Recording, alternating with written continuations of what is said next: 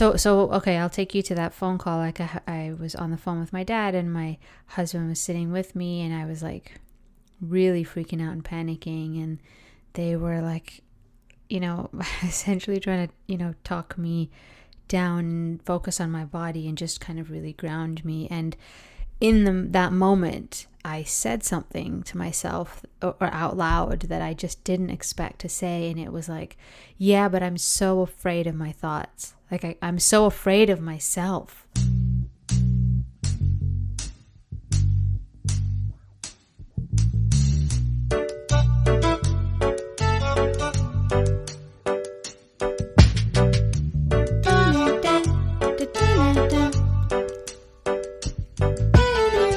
Hey everyone, I am Hannah, your host.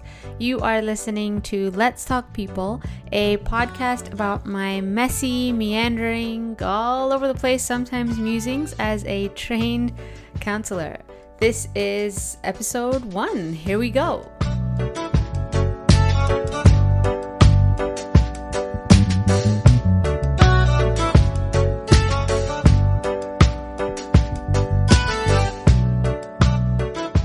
I was sitting on the couch with my husband. It was like, I guess 2 weekends ago now.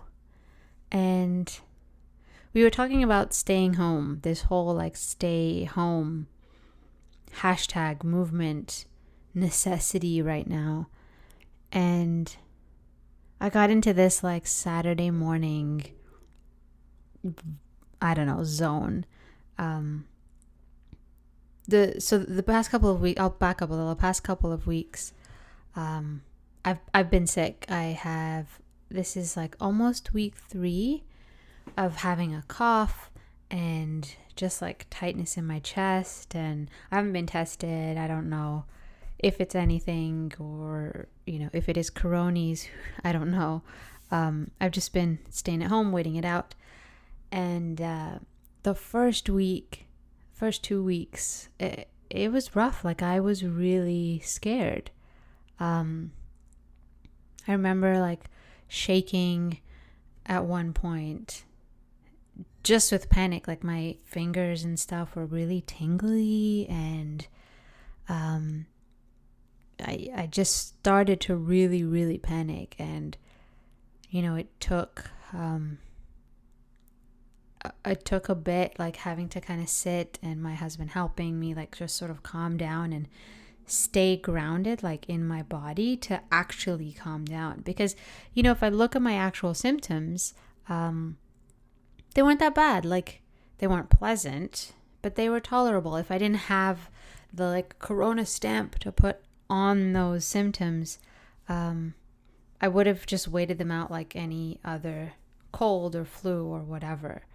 But I was so scared, and this kind of uncertainty and unknown, and not even I don't know, it just like the fear kind of took over, and I had it was I really had to kind of go through that. I see now to come out where I'm at now, which is that I have this like huge gratitude for that fear, because okay,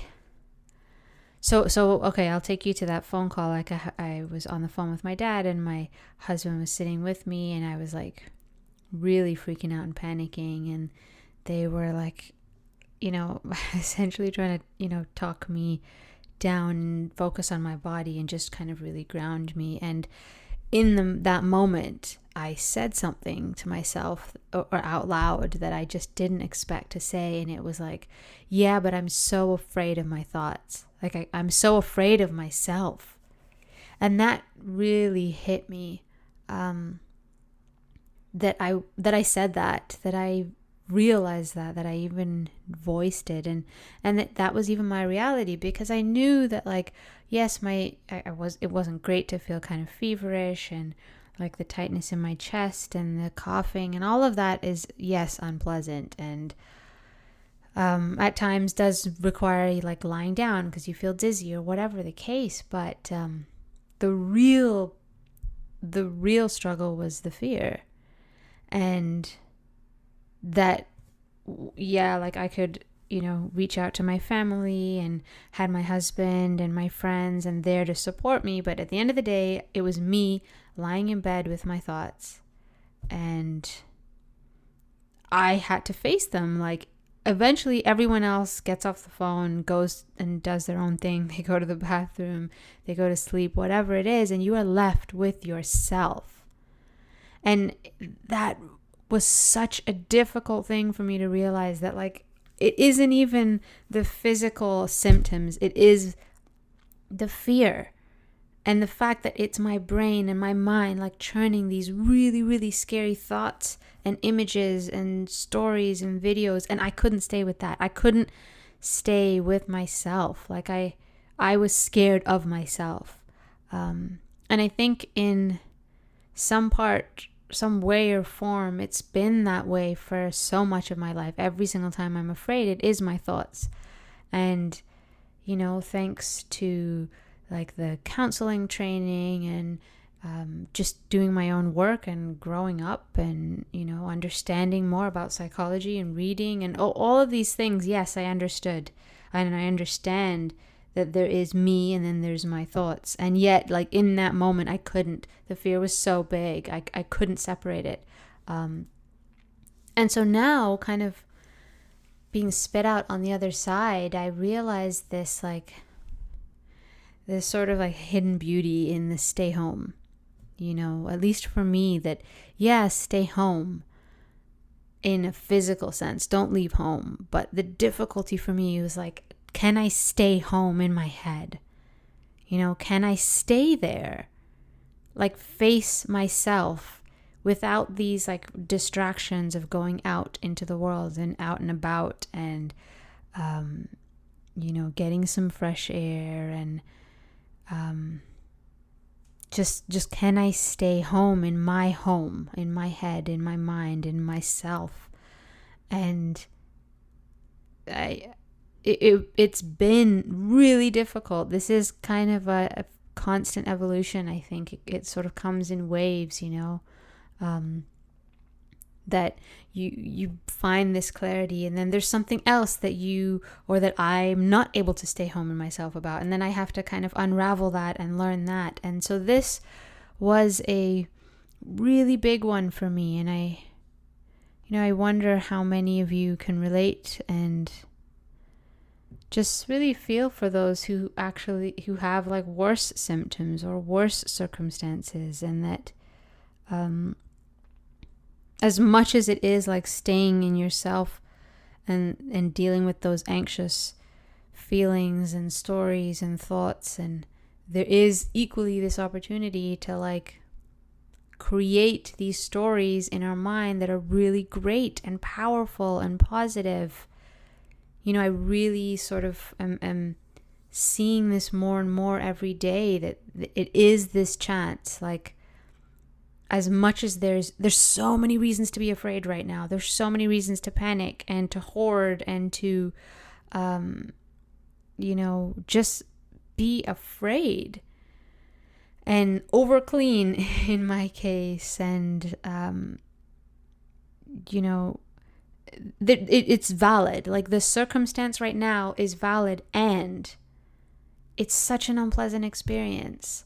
Like, to have every day kind of, this backdrop of anxiety, and you open your Instagram and like I had to curate my list because like I was following some friends who responded to this pandemic in a way that gave, like, it just triggered more of my anxiety, like graphs and you need to stay home and just sort of like asserting or reiterating or regurgitating news that was very like panic inducing. And so I like trimmed the fat, I kind of made my social media feed really lean and handpicked like, where is my attention going? Because I do have a choice. I think we all have a choice. And that isn't to say that it's easy. It is excruciating and painful. And it is a choice that like I can choose to be really, really afraid. And I can also choose in this moment to not. And to find something to be grateful for. To find the opportunity. And what I have found is that I, wanting to kind of build a better relationship with myself, with my thoughts, to be able to sit with them. And so since that day last week, I have been able to, I've been meditating more and paying attention to my thoughts more. That if I can if I can be super extreme in the negative, then why wouldn't I be able to be super extreme in the positive? Clearly I have this capacity, but just being really deliberate with where I turn it towards. And that doesn't mean it's easy. I was watching a show, Killing Eve, that a bunch of people at work recommended, and it's a great show. And I just find that I'm super sensitive right now to anything that induces even the tiniest bit of anxiety. So even that is this deliberate, where is my attention going? What am I focusing on? Can I be deliberate about it? Can I curate, cultivate, determine my own experience so that this home that I stay in, whether it's physical, whether it's mental, whether it is all of the above, is a feel-good one, and I think more than ever now is this space of feeling good is so important, and it is so valuable, and it is so clear when we aren't, and there is a gift in that kind of clarity, as difficult as it is. So I wanted to share that, and I hope that you are all staying safe and happy where you can, finding the good where you can, and